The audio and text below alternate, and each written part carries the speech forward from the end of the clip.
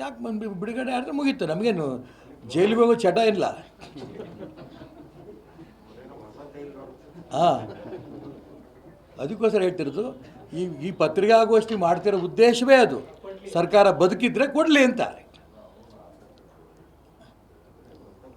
ಏಕೆಂದರೆ ಸರ್ಕಾರ ಬದುಕಿದೆಯೋ ಇಲ್ಲೋ ಅನ್ನೋದನ್ನು ಇಡೀ ರಾಜ್ಯ ಜನ ನೋಡ್ತಾ ಇದ್ದಾರೆ.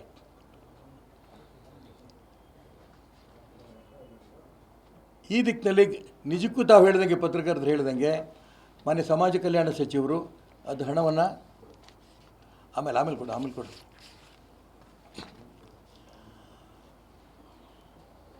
ಬಿಡುಗಡೆ ಮಾಡಬೇಕು ಅಂತ ಈಗೂ ಒತ್ತಾಯ ಮಾಡ್ತೀನಿ ನಾನು. ತಾರೀಕು ಇವತ್ತು 9, ನಾಳೆ ಸಂಜೆ ತನಕ ಕಾಯ್ತೀವಿ. ನಾಳೆ ಸಂಜೆ ತನಕ ಆಗಲಿಲ್ಲ ಅಂದರೆ ನಾಡ್ದು ಬೆಳಿಗ್ಗೆ 11ರಿಂದ 11:30 ಅವ್ರ ಮನೆಗೆ ಹೋಗಿ ನಾವು 5 ಲಕ್ಷ ರೂಪಾಯಿ ಕೊಟ್ಟು ಬರ್ತೀವಿ. ಎಷ್ಟು ಸರಿ ಮಾಡ್ತೀರಿ? ಆ ಸತ್ತಂಥ ಸಂದರ್ಭದಲ್ಲಿ ನಾನು ಅವತ್ತೇ ಹೇಳಿದೆ 50 ಲಕ್ಷನಾರು ಕೊಡಿ ಅಂತ. ನಾವು ಅವತ್ತು 3 ಲಕ್ಷ ಕೊಟ್ಬಿಟ್ಟು ಬಂದ್ವಿ. ಅವ್ರ ಪರಿಸ್ಥಿತಿ ಕೇಳಿ, ನಾನು ಅವ್ರ ಪರಿಸ್ಥಿತಿ ಹೇಗೆ ಅಂತ ತಿಳ್ಕೊಳೋದು ಭಾಳ ಒದ್ದಾಡಿದೆ. ಹೆಂಗೆ ನೇರವಾಗಿ ಕೇಳೋದು? ಅದಕ್ಕೋಸ್ಕರ ಅವ್ರ ತಾಯಿನ ಪಕ್ಕಕ್ಕೆ ಕರೆದೆ, ಕವಿತಾ ಅವ್ರ ತಾಯಿಗೆ. ಅಮ್ಮ ಏನು ಪರಿಸ್ಥಿತಿ ಅಂದೆ. ಅಯ್ಯೋ ಸರ್ ಜನ ಇದ್ದಾರೆ ಆಮೇಲೆ ಹೇಳ್ತೀನಿ ಅಂದರು.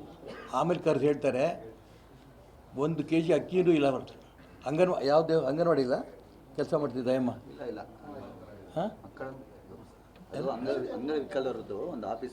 ಅಂಗವಿಕಲರ ಕಚೇರಿನಲ್ಲಿ ಡೈಲಿ ವೇಜಸ್ನೆಲ್ಲ ಅಮ್ಮ ಕೆಲಸ ಮಾಡ್ತಾಯಿದ್ದೆ. ನಾನು ಅದಕ್ಕೋಸ್ಕರ ಹೇಳ್ತಾ ಇರೋದು. ಅವ್ರ ತಾಯಿನೇ ಹೇಳಿದ್ರು ಭಾಳ ಕಷ್ಟದಲ್ಲಿದ್ದಾರೆ ಅಂತ.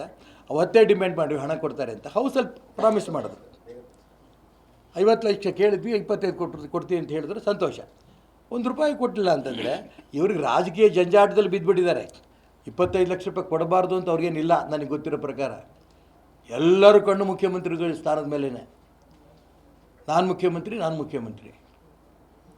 ಅದಕ್ಕೋಸ್ಕರಪ್ಪ ನೀವು ಯಾರು ಮುಖ್ಯಮಂತ್ರಿ ಆಗಿರಿ, ನೀವು ಹಾಳಾಗೋಗ್ರಿ, ನಂದು ಅಭ್ಯಂತರ ಇಲ್ಲ. ಆದರೆ ರಾಜ್ಯದ ಹಿತದೃಷ್ಟಿಯಿಂದ, ದಲಿತರ ಹಿತದೃಷ್ಟಿಯಿಂದ ಸರ್ಕಾರದ ಹಣವನ್ನು ದುರುಪಯೋಗ ಮಾಡ್ಕೊಂಡು ಹೋಗ್ತಾ ಇದ್ದಾರೆ ಅನ್ನೋದ್ರ ಪರವಾಗಿ ಪ್ರಾಮಾಣಿಕವಾಗಿ ಪ್ರಯತ್ನ ಮಾಡಿದಂಥ ಒಬ್ಬ ಚಂದ್ರಶೇಖರ್ ಅಂತ ಅಧಿಕಾರಿಗೆ ಈ ರೀತಿ ಅನ್ಯಾಯ ಮಾಡೋದು ಒಳ್ಳೆಯದಲ್ಲ.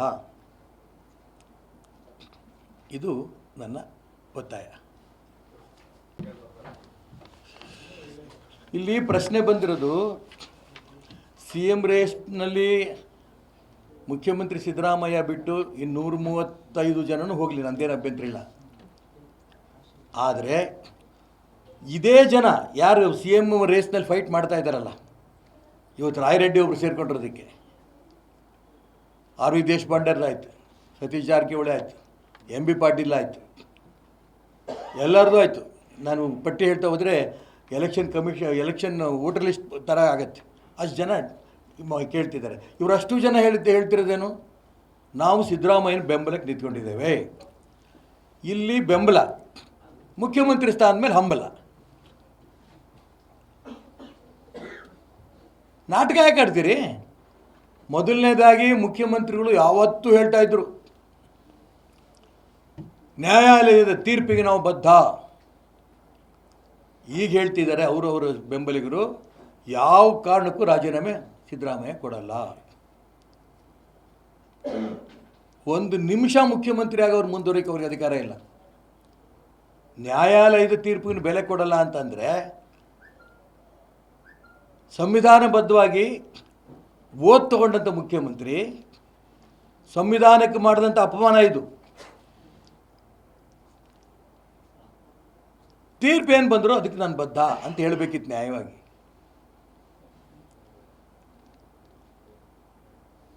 ಅದು ಬಿಟ್ಟು ಇವರು ಇಮ್ಮಿಡಿಯೇಟಾಗಿ ಈ ರೀತಿ ಹೇಳಿಕೆ ಕೊಟ್ಟರೆ ಕಾನೂನನ್ನು ಗೌರವಿಸಬೇಡಿ ಅಂತ ಅಂದ್ಕೊಂಡು ನೇರವಾಗಿ ಹೇಳ್ದಂಗೆ ಆಯಿತು.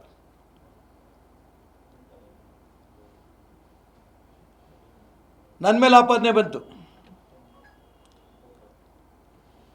ಜಾರ್ಜ್ ಮೇಲೆ ಆಪಾದನೆ ಬಂತು. ಅವರ ಆಗಿನ ಮಂತ್ರಿಮಂಡಲದಲ್ಲಿದ್ದಂಥ ಜಾರ್ಜ್ ಅವರು ಗೃಹ ಮಂತ್ರಿಗಳು. ಗಣಪತಿ ಕೇಸ್ ಅಲ್ವಾ? ಗಣಪತಿ ಕೇಸ್. ಗಣಪತಿ ಕೇಸಲ್ಲಿ ಜಾರ್ಜ್ ರಾಜೀನಾಮೆ ತಗೊಂಡ್ರು. ನನ್ನ ಕೇಸಲ್ಲಿ ನಾನು ಕೂಡ ರಾಜೀನಾಮೆ ಕೊಟ್ಟೆ. ನನ್ನ ಪರವಾಗೂ ಕ್ಲೀನ್ ಚಿಟ್ ಸಿಕ್ತು, ಜಾರ್ಜ್ಗೂ ಕ್ಲೀನ್ ಚಿಟ್ ಸಿಕ್ತು. ಜಾರ್ಜಿಗೆ ಆ ಪಕ್ಷದವ್ರು ಮಂತ್ರಿ ಮಾಡಿದ್ರು, ಮರು ನೇಮಕ ಮಾಡಿಕೊಂಡ್ರು. ನಮ್ಮ ನಾಯಕರುಗಳು ನನಗೆ ಮಾಡಿಕೊಂಡಿಲ್ಲ. ನಾನು ಅದ್ರ ಬಗ್ಗೆ ಪ್ರಸ್ತಾಪ ಮಾಡೋಕ್ಕೆ ಹೋಗಲ್ಲ. 6 ಸೀಟ್ ಖಾಲಿ ಇದ್ದರೂ ಮಾಡ್ಕೊಳ್ಳಲಿಲ್ಲ. ಆದರೆ ಸಿದ್ದರಾಮಯ್ಯನವ್ರ ಮೇಲೆ ಆಪಾದನೆ ಬಂದಾಗ ರಾಜೀನಾಮೆ ಕೊಡಬೇಕಾದವ್ರ ಡ್ಯೂಟಿ. ತೀರ್ಪು ಬಂದರೂ, ಯಾವುದೇ ಪರಿಸ್ಥಿತಿ ಬಂದರೂ ರಾಜೀನಾಮೆ ಕೊಡಲ್ಲ ಅಂತಂದರೆ ಜಾರ್ಜ್ಗೊಂದು ಕಾನೂನು, ಈಶ್ವರಪ್ಪನಿಗೊಂದು ಕಾನೂನು, ಸಿದ್ದರಾಮಯ್ಯನೊಂದು ಕಾನೂನು ಕರ್ನಾಟಕ ರಾಜ್ಯದಲ್ಲಿ ಇದೆಯಾ ಅಥವಾ ದೇಶದಲ್ಲಿ ಇದೆಯೋ?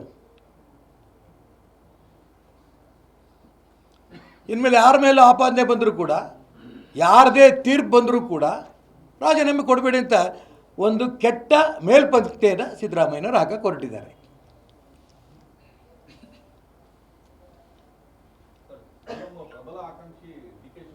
ಬಂದೆ ನೀನು ನಾನು ಇನ್ನೂ ಇಳಿಸೇ ಇಲ್ಲ, ನೀನು ಮುಂದೋಗಿದ್ಯಾ? ಮುಂಚೆ ರಾಜೀನಾಮೆ ತಗೋ, ಆಮೇಲೆ ಉಳಿದಿದ್ದು ಅವ್ನು ಕೊಡೋದೇ ಇಲ್ಲ ಅಂತ ಹೇಳ್ತಾರೆ ದೊಡ್ಡ ಮನುಷ್ಯರು.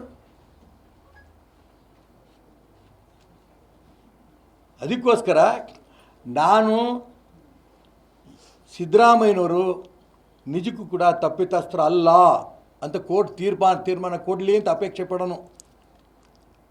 ನಾನು ಖಂಡಿತ ಅವರು ತಪ್ಪಿತಸ್ಥರು ಅಂತ ತೀರ್ಪು ಬರಲಿ ಅಂತ ಅಪೇಕ್ಷೆ ಪಡೋನಲ್ಲ. 5 ವರ್ಷವೂ ಕಾಂಗ್ರೆಸ್ ಸರ್ಕಾರವೇ ಇರಲಿ, ಯಾಕೆಂದ್ರೆ ಜನ ಆಯ್ಕೆ ಮಾಡಿದ್ದಾರೆ ಇವ್ರನ್ನ. ಆದರೆ ತೀರ್ಪು ಬಂದರೆ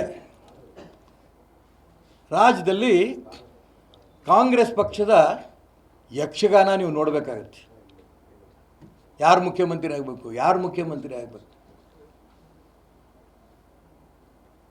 5 ವರ್ಷ ಈಗಾಗಲೇ ಭವಿಷ್ಯ ನುಡಿದಿದ್ದಾರೆ. ಈ ಕಾಂಗ್ರೆಸ್ ಸರ್ಕಾರ ಇರಲ್ಲ, ಮಧ್ಯಂತರ ಚುನಾವಣೆ ಬರುತ್ತೆ. ಅದಕ್ಕೋಸ್ಕರ ನಾನು ಹೇಳ್ತೀನಿ, ಮನೆ ಸಿದ್ದರಾಮಯ್ಯನವ್ರಿಗೆ ಅಕಸ್ಮಾತ್ ಅವ್ರ ಮೇಲೆ ಆಪಾದನೆ ಹೊತ್ತು FIR ಬಿದ್ದರೆ, ಅವರ ಪ್ರಾಸಿಕ್ಯೂಷನ್ ಆರ್ಡರ್ ಆದರೆ, ನಾನು ಅದಕ್ಕೋಸ್ಕರ ಹೇಳ್ತೀನಿ ಇಮ್ಮಿಡಿಯೇಟಾಗಿ ಅವರು ರಿಸೈನ್ ಮಾಡಬೇಕಾಗತ್ತೆ. ಅವ್ರಿಗೆ ಬೇಕಾದವರು ಮುಖ್ಯಮಂತ್ರಿ ಅಕಸ್ಮಾತ್ ಆದರೆ ಈ ಸರ್ಕಾರ ಒಂದಿಷ್ಟು ದಿನ ಉಳಿಬೋದು.